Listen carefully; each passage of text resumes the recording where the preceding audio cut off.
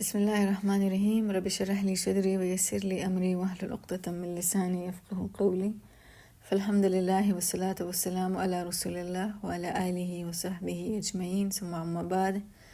सूरह अश-शूरा आयत नंबर 49। बिस्मिल्लाहिर्रहमानिर्रहीम। लिल्लाहि मुल्कुस समावाति वल अर्द, और अल्लाह द पारे दी बादशाही द आसमानों और द ज़मके। यख़्लुक़ु, और आगा पैदा कई, मा यशाअ, सच उग़ाड़ी। यहबु, और आगा अता कई, लिमन यशाअ, चाहता चे उग़ाड़ी, इनासन, जिनके लड़कियाँ बेटियाँ। व यहबु, और अता की चाहता, लिमन यशाअ, चाहता चे उग़ाड़ी, अज़्ज़ुकूर, अलकान यानी जामन। It's very beautiful ayah. The ayat शुरुआत से दे आगे से रोशु चिद अल्लाह दा पारा बादशाही दा आसमानों और द ज़मके. And then Allah says Allah Ta'ala पैदा की चे सौम उग़ाड़ी. चाला चे अल्लाह ख़ुख़ की नागुला लुरियाने वर्की, और चाला चे आगा ख़ुख़ की नागुला जामन वर्की. ख़ु अवल इसे मेंशन कर अवल इनासन लुर, यानी द अल्लाह तरफ में दायो स्पेशल गिफ्ट थे कि यो कस अल्लाह ताला लूर वर्की बेटी द अल्लाह तरफ न यो रहमत थे. और द आयत शुरुआत से दी लिल्लाहि मुल्कुस समावाति वल अर्द, द अल्लाह सरा बादशाही द आसमानों और द ज़मके. और द दे बादशाही द आसमानों और द ज़मके यो इंसान तक अल्लाह गिफ्ट वर्के ना द सब शक्ल के, द लूर पे शक्ल के, द रहमत पे शक्ल के. वही अदागे न पसिविली जी बया जामन वर्कम. ज़मुंग सोसाइटी की सिर्फ ज़मुंग सोसाइटी ना सिर्फ ज़मुंग दा इलाका ना पुख्ताना या उर्दू स्पीकिंग ना सिर्फ दुनिया बल्कि ऑल ओवर द टोलो इंसानानो the western society the Tolo इंसानानो दा यो ख्वाहिशी जदा हुई ज़ामनी. और अल्लाह ताला से भी जमा तरफ ने ची गिफ्ट मिलाई कि नागा से रहमत से अगल लुरदा अवल लुरदा. और आगे ना पस लिमन यशा उस ज़ुकूर चाहता चो गाड़म नो ज़ामन वर्कम. बट ज़मुंग पर इलाका के चिदा लूर उशी खलक लाशी उम्बारे के लो बेबी खैर दे next time you'll have a baby boy, next time basta boy ushi we all dua gani ke jin tal Allah uzweder ki. But in this ayah Allah awal girls mention kar inasan luriane wa yahabu wa chadla itaki liman yasha u da khpal taraf na chata chogadi az-zukura zaman अव या युज़व्विजुहुम मिला के वर्की मिलाओ की दादवाना युज़व्विजुहुम यानी ट्विन्स अलकानो जिने की उशी. वयजअलु, और जोड़ की मन यशा और चाहते जो गौड़ी अकीमन बे औलाद चाइल्डलेस. इन्नहु बेशक आगा अलीमुन अस इल्म दे और कदीर आगा कुदरत वाले दे. अल्लाह कुदरत वाला दे चाले चे ख़ुख़ किनो लुरियाने वर्की चाले जामन वर्की चाले ट्विन्स वर्की चाले द सरा औलाद वरने की देट हर स कुदरत अल्लाह सरा दे बियाद अल्लाह सरा दे इल्म हम दे चे चाले सवर कवली. वमा काना, और न दे लायक ले बशरिन यो बशर अंदाज युकल्लिमुहुल्लाह अगा कलाम उकी द अल्लाह सरा इल्ला मगर वहयन द इल्का या द इल्हाम पजरिया. द वही अवलने शक्ल ले चिकम के यो बंदा ता इल्हाम कीगी द अल्लाह द साइड ना वही बजरिया बराए रास्त द यो बंदा पजड़ा के यो पैगाम और रसवलिशी. द दे मुतलिक चिकम दे नो हज़रत मूसा अलैहिस्सलाम वालिदा आगे पजड़ा के इल्हाम शव्यो. द दे वही ढेर मिसालों ने दी पर कुरान के शहद की मक्की आगे तो इल्हाम की. द्वैम किस्म द वही चिकम दे नो आगा सदे आगा द मूसा अलैहिस्सलाम चे मूसा अलैहिस्सलाम द अल्लाह सरा कड़ी दी खबरी और द हिजाब द शाता नो आओ में वराए हिजाब और या द पर्दे द शाता द अल्लाह सरा शिवी दी खबरी मूसा अलैहिस्सलाम कड़ी दी. उस द्रेम किस्म से आओ या युरसिला मुंग रऊली गु रसूलन यो फरिश्ता यानी जिब्राइल अलैहिस्सलाम फयूही यानो पस आगा वही उरसे बिइज़्नी अल्लाह पर हुक्म बाने मा यशा हो चाहता जो गाड़ी. इन्नहु बेशक अल्लाह अलीयुन ढेर बुलंद है. बिकॉज पदे आयत के द वही ज़िक्र उशो द वही द कम से नाराज़ी द बुलंद से नाराज़ी द अल्लाह ताला पाखिरा के खपल कम नुम बयान को अल्लाह ताला अलीयुन दे ढेर बुलंद दे हकीम और ढेर हिकमत वाले दे फुल ऑफ विजडम. द इल्हाम के कीगी द मूसा अलैहिस्सलाम सर बिहाइंड द हिजाब शिवी दी खबरें या बराह रास्त पर यो नबी और रसूल बानी वही शवे द जिब्राइल अलैहिस्सलाम पर जरिया په دې هر څه کې یو حکمت دی. دا ټول د حکمت نه ډکو. حکیمون او الله تعالی علیون، دا ټوله وحی د یو بلند ځای نه را روانه ده. اور الله خود بلند دی. انه بیشک هغه علیون ډیر بلند، حکیم نهایت حکمت والا دی. and it's so beautiful. دا آیت نه مخکې مونږ کوم آیت وي چې الله تعالی قسمه قسم مخلوق پیدا کولی شي، یا الکان یا جنکې یا ټوینز. نو چې کله یو ماشوم پیدا کیږي نو د مور په خېټه کې چې کله هغه د 4 months شي in the womb of a mother when the child is 4 months old، نو په 4 months کې د هغه کې روح واچولی شي. نو د روح خبره وشوه، د ماشوم د روح خبره وشوه، او د هغې نه پس الله تعالی د وحی خبره کوي. نو روح اور وحی. and it's also very beautiful چې روح د نور نه جوړ دی، لایټ نه جوړ دی. اور وحی چې کوم د وحی د قرآن، که د قرآن الفاظی، که هغه د الله تعالی نور کلام کړی دی چا سره، نو هغې کې نور دی، ایک یو لایټ دی. او قرآن بذات خود، قرآن ته په قرآن کې نوم ویلی شوی دی نور. نو وحی یو نور دی، د الله الفاظ د نور نه جوړ دی. او مونږ کې چې دننه کم روح دی هغه د نور نه جوړ دی. دا مخکې آیتونه کې دا وزډمز را روان دي. وکذالک اور همدغه شان اوحینا مونږ وحی کړی ده الیک تا ته روحن د یو روح. دلته د روح مطلب دی قرآن. مونږ وحی کړی ده تا ته د قرآن من امرنا د خپل حکم نه. چې روح ته قرآن وویلی شو، نو امیجن چې د روح خوراک څه دی. ګوره زمونږ یو جسم دی او یو روح دی. 2 entities دی مونږ کې، جسم او روح، باډي اینڈ سول. د جسم جدا خوراک دی. د جسم خوراک څه دی؟ ښه خوراک کول، جامې اچول، پیزار اچول. دا د جسم خوراک دی، دا د جسم ضرورت دی، دا د جسم نیډ دی. جسم د خاورې نه جوړ دی، د دې خوراک هم د خاورې نه راځي. گندم شو، پل شو، سبزی شو، د هر څه د ځمکې نه راځي. او زمونږ جسم هم د ځمکې د خاورې نه جوړ دی.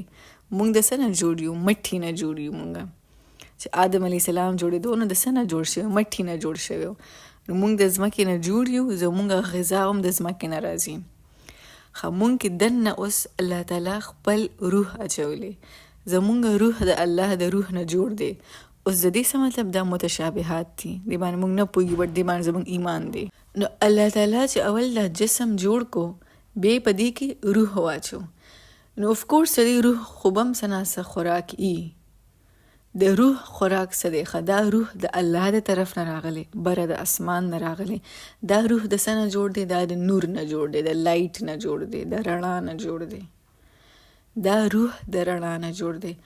قرآن ته نور ویلی کیږي. قرآن ته په قرآن کې لفظ استعمال شو روحن. وکذالک اوحینا الیک روحن.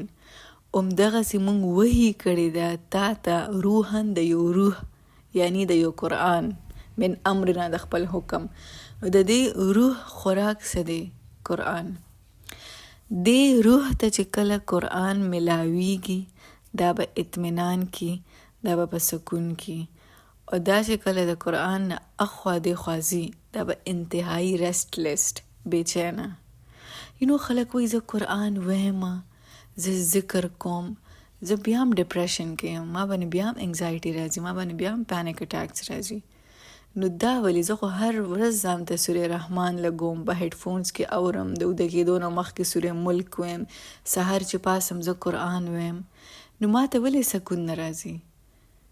د هغې وجه دا ده چې ته قرآن صرف د ثواب دپاره وې.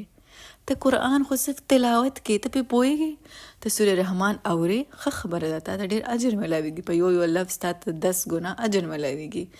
خو تا له د هغې فایده نه میلاویږي، ته صرف هغه ثواب تا ته میلاویږي، هېڅ فایده نه.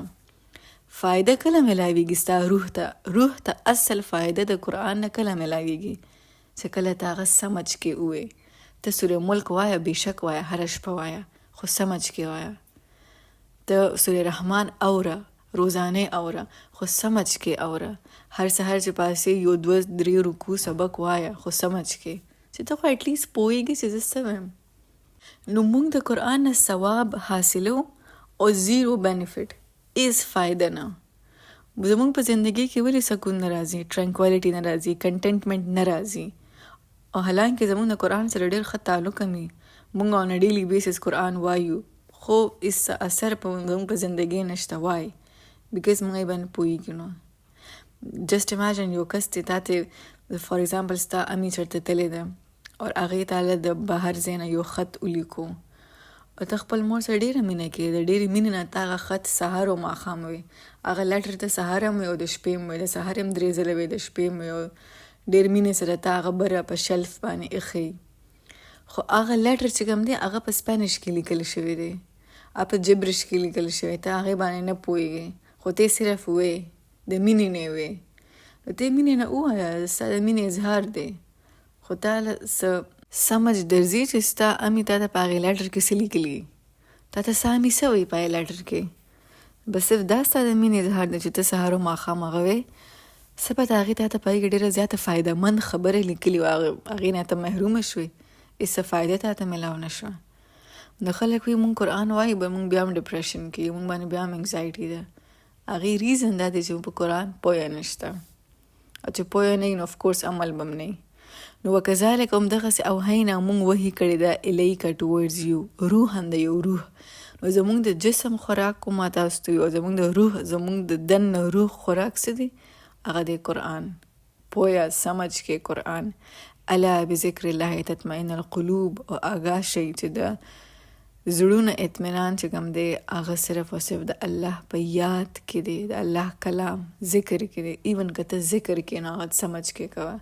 سبحان الله څه مطلب دی؟ استغفار څه دپاره استغفار کوم؟ د الله اکبر، الله اکبر دی زما د خواهشات نه، زما د خبرو نه، د هر څه ما کړي د هغې هر څه نه الله اکبر دی. الله اکبر سمجھ کې ذکر کوي. د with attention. د ذکر صرف دا نه چې د انسان ژبه ذکر کوي، د هغه مایند هم کوي، د هغه لاس او خپې هم کوي، د هغه ذهن، د هغه زړه په هغې کې وي. یو بله ډېره انټرسټینګ خبره، مونږ ټول ارواح په عالم ارواح کې چې مونږ کله نو مونږ د الله په کمپنی کې برای راست مونږ د الله په کمپنی کې او الله تعالی زمونږ سوال کړو الست بربکم، آیا زه ستاسو رب یم؟ او مونږ ټول ارواح جواب ورکړو بلا، ولې نه. بیا زمونږ د یو روح باری راتله د دنیا ته د راتلو، د مور په خېټه کې هغه روح واچولی شي. دا روح چې کله دنیا ته رالو نو دا د کم ځای نه راغلی و؟ دا د الله د دربار نه راغلی و. د الله په دربار کې چې کله دی موجود نو دا انتهایی سکون کې و. خو چې دا دنیا ته دا روح راشي نو دا بیچین شي، ناچرلی دا روح بیچین شي، بیکاز دا څه مس کوي، دا د الله هغه کمپنی مس کوي چې زه د کم ځای نه رالم، دا دنیا څه دی. د دې روح ته به سکون کله میلاویږي چې کله دا الله یادوي. سبحان الله، اټس سو بیوټیفل.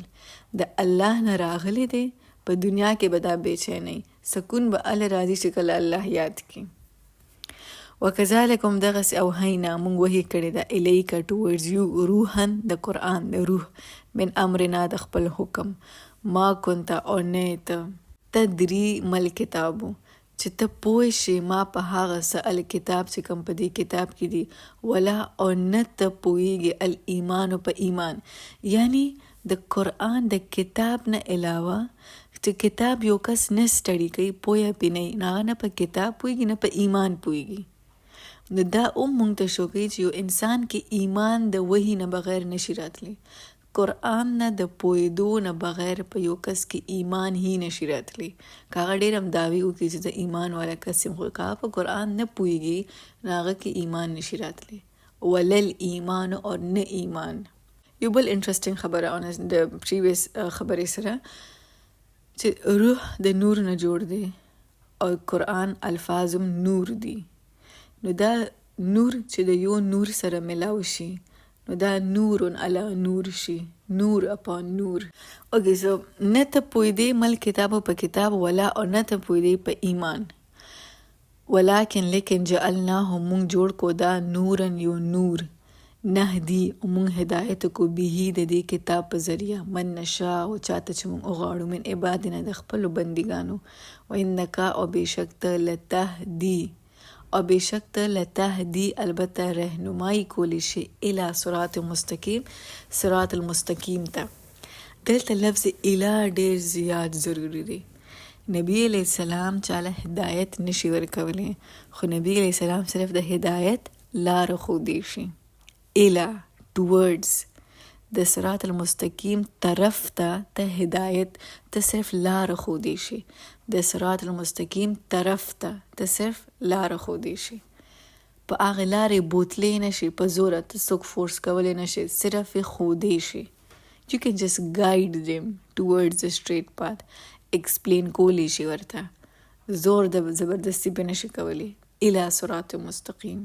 and you know په دې کې یو imagery ده، هغه imagery m so interesting چې مونږ چاته لاره ښایو که نه، نو ټوله کې ګرانه لاره صحیح چې دې ځای کې به یو ټرن والي، بیا به یو ټرن والي، بیا به لیفټ ته لاړ شي، بیا به رایټ ته لاړ شي، بیا به یو ټرن والي، بیا به یو ځای راشي، بیا به یو بورډ راشي، یو برج به راشي، د هغې ښکته به لاړ شي، بیا به لیفټ ته لاړ شي، بیا به یو ټرن والي، بیا به رایټ ته.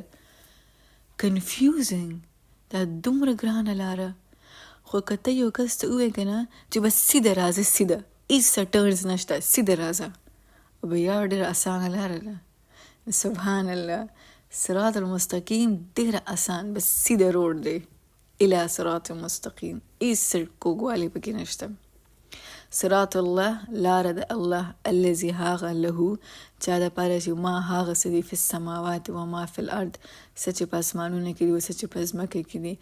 الا اور آگاه شئ الی الله، الله طرف ته تصویرو واپس کیږي به الامور، ټول معاملات، ټول کارونه. With this we conclude the beautiful surah Ash-Shura. Inshallah, very excited to start Surah Az-Zukhruf. Barakallah fi. Assalamu alaikum wa rahmatullahi wa barakatuh.